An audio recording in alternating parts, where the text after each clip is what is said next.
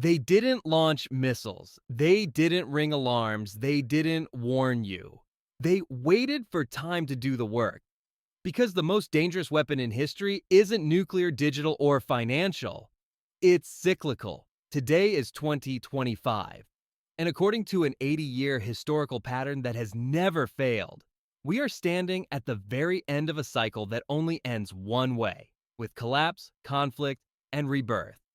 So ask yourself this: why does every generation believe this time is different? Right before everything breaks, stop scrolling, listen carefully.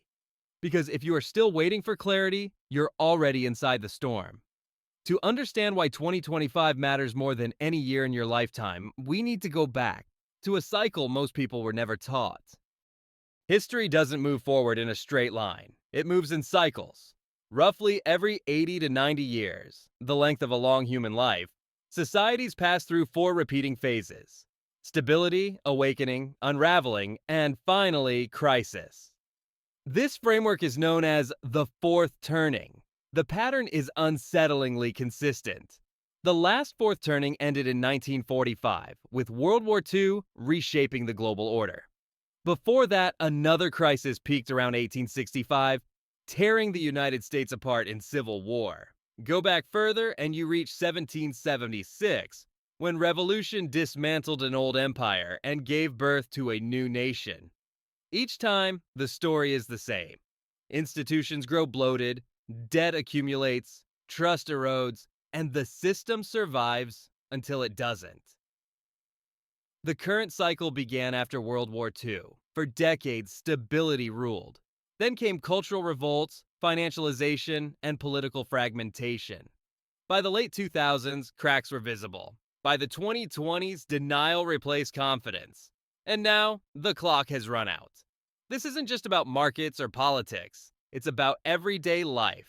Rising prices, broken supply chains, endless emergencies, a generation working harder, and owning less. So the real question isn't whether we're in a fourth turning. It's this: what happens when the cycle ends? And who is ready for what comes next? Every fourth turning ends when the numbers stop working.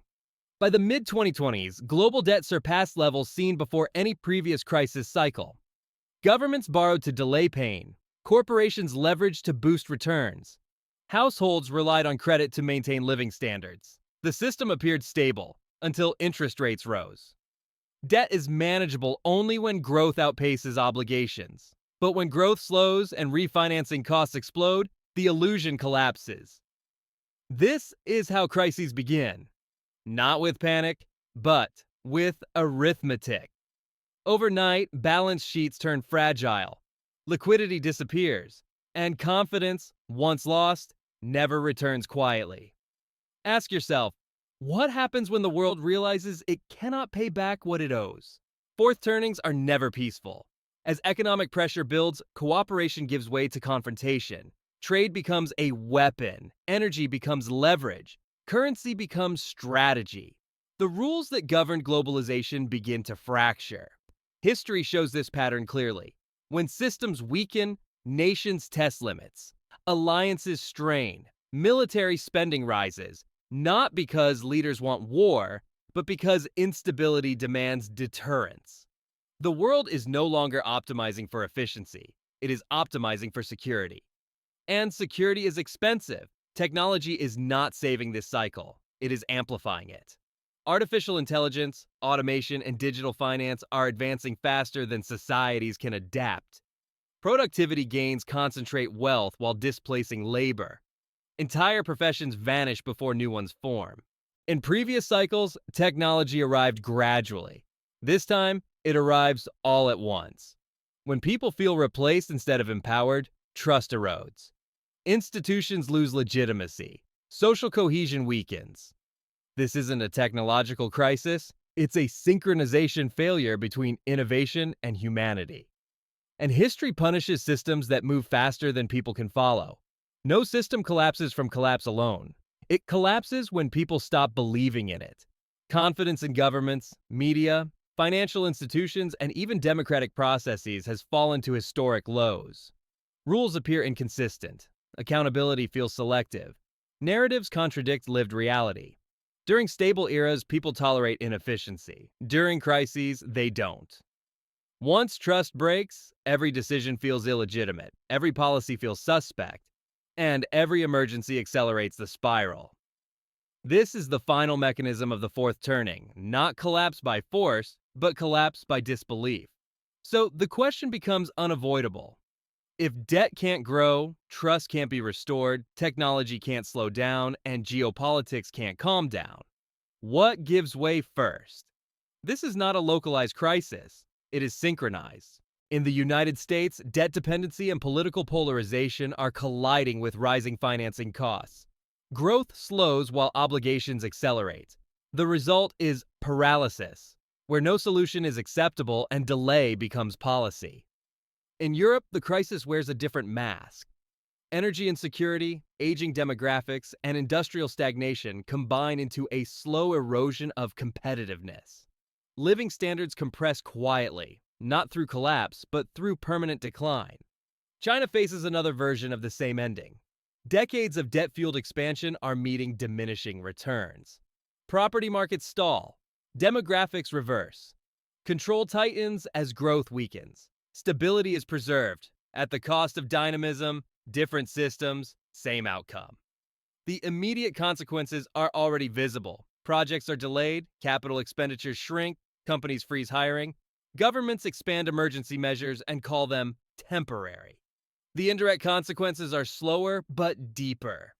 Persistent inflation reshapes consumer behavior. Social contracts fracture as younger generations realize they will own less than their parents. Political extremes gain ground, not because ideology wins, but because moderation feels ineffective.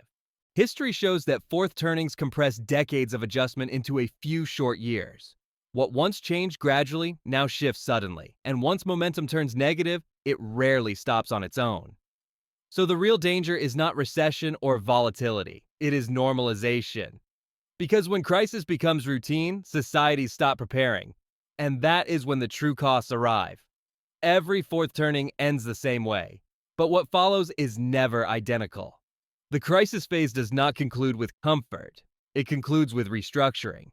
Old assumptions break, new rules emerge, and the winners are rarely those who waited for certainty.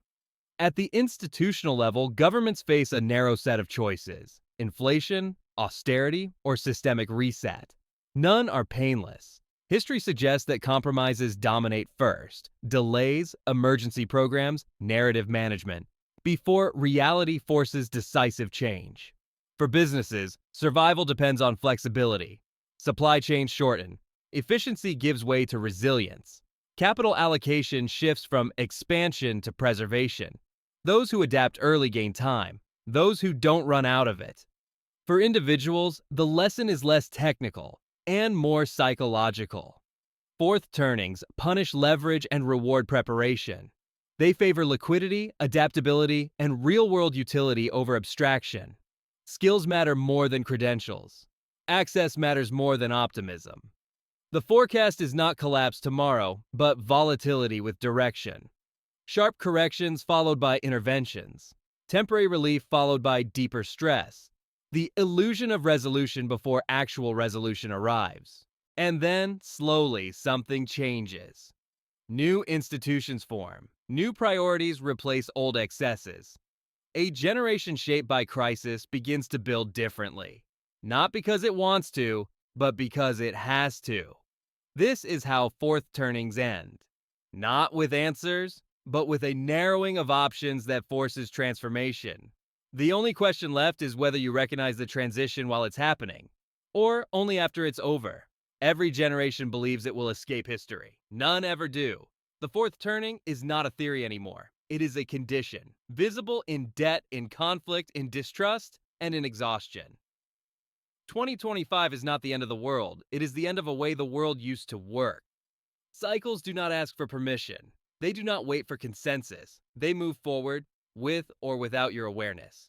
So don't wait for headlines to confirm what history already explains. Learn the pattern. Question the narratives. Prepare instead of hoping. Because when this cycle closes, the next one won't reward those who ignored the signs. Only those who understood them in time.